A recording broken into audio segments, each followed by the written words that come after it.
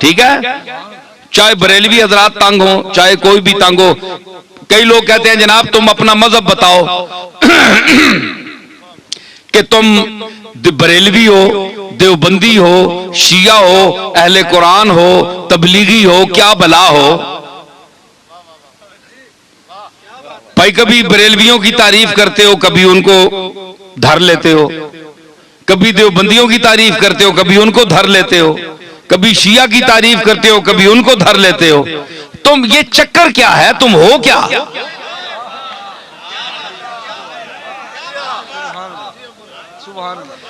ہے جی؟ آج میں آپ کو بتاتا ہوں میں کیا ہوں.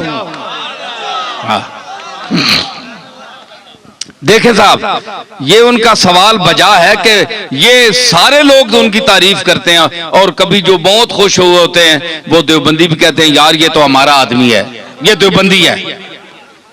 وہ دوسرا خطاب سنتے ہیں وہ کہتے ہیں تو تن کے رکھ چھوڑیا سسا. بریلوی کہتے ہیں جناب یہ ہمارا ہے، تو دوسرا خطاب سنتے ہیں اس میں کوئی ان کی بات ہوتی ہے، ان کو دھر لیتا ہوں، وہ کہتے ہیں یہ گیا، یہ تو کچھ بھی نہیں ہے، ہمارا تو نہیں ہے. شیعہ کہتے ہیں اہل بیت کی تعریف اس سے بڑھ کر کسی نے کی نہیں، کبھی ان کو بھی کوئی چٹکی لگا دی، وہ کہتے ہیں یار ہمیں بھی ہماری خبر بھی لے گیا. اہل قرآن، تبلیغی، اہل حدیث تعریف بھی کرتا ہوں، مذمت بھی کرتا ہوں. وہ کہتے ہیں یہ چیز کیا ہے، یہ ان کی معجون مرکب کیا ہے، حدود اربع ان کے کیا ہیں. تو میں گزارش کروں، بات یہ ہے کہ میرا کوئی ذاتی مذہب نہیں ہے، نہ آپ کا کوئی ذاتی مذہب ہونا چاہیے. ہمارا مذہب، ہمارا عقیدہ، ہمارا مذہب، ہمارا مسلک، ہمارا نظریہ، ہمارا اندیہ وہ ہونا چاہیے جو اللہ کی آخری کتاب قرآن مجید میں آیا ہے، یا جناب محمد الرسول اللہ سے جو عقیدہ، جو طریقہ ثابت ہے وہ آپ کا اور میرا عقیدہ ہونا چاہیے. ٹھیک ہے نا؟ یہ مسلمان کی تعریف ہے. تو ہر یاد رکھیے کہ ہر مذہب میں، ہر مسلک میں افراط و تفریط ہے. یا کوئی کسی بات میں گھٹ جاتا ہے، بہت دالیوں لے ونن تے بعض جگہ وہ اتنی شدت کرتے ہیں کہ حد سے بڑھ جاتے ہیں.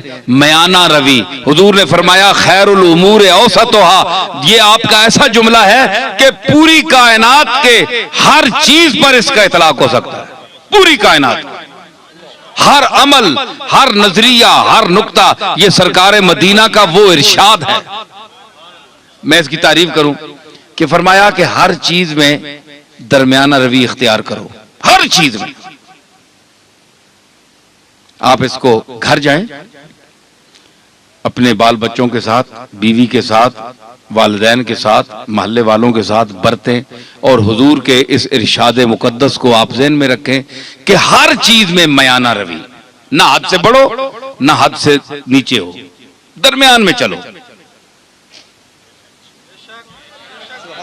وہ کسی نے کہا نا کہ عزیز اتنا ہی رکھو کہ جی بہل جائے، عزیز اتنا ہی رکھو کہ جی بہل جائے، اب اس قدر بھی نہ چاہو کہ دم نکل جائے. ہر چیز کا ایک طریقہ ہوتا ہے، اعتدال، درمیانہ روی. تو حضرت پیر میر علی شاہ صاحب کو اللہ نے علماء عصر میں امتیاز کیوں عطا فرمایا؟ دیوبندیوں نے کیوں ان کو مانا؟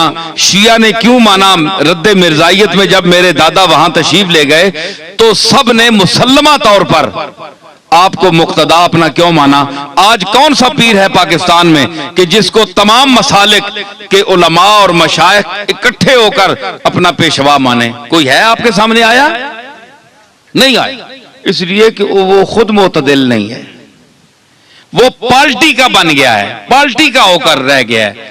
اس نے کہا ہے کہ اگر میں شیعہ ہوں تو میں نے شیعہ کی حمایت کرنی ہے، چاہے شیعہ غلط ہے میں نے شیعہ کو ثابت کرنا ہے. دیوبندی ہے تو اس نے کہا میں نے دیوبندیوں کو ثابت کرنا ہے چاہے وہ غلط ہی کریں.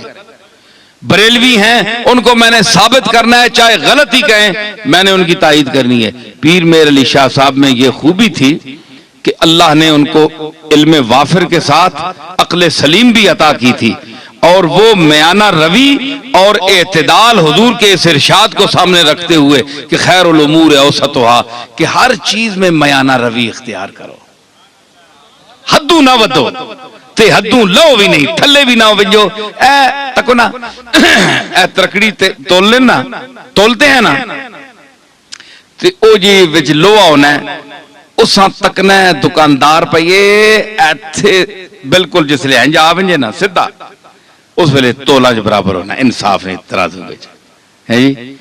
تے کئی جڑے او تے مولیاں نے پتھر مار چھوڑنے، مار کے میں تکنا رہا ہاں، مولیاں نے پتھر مار چھوڑا ہے یا ایویں سودے نہیں چمک دیتی تو پلڑا انج ہو گیا تو اساں جلدی جلدی پا دیتا، کیوں سرور تکنا ہونا ہے ہاں، اچھا تو مطلب ہے کہ دھوکہ دے دیا، چکر دے دیا، تو مطلب یہ ہے کہ وہ سودا وہاں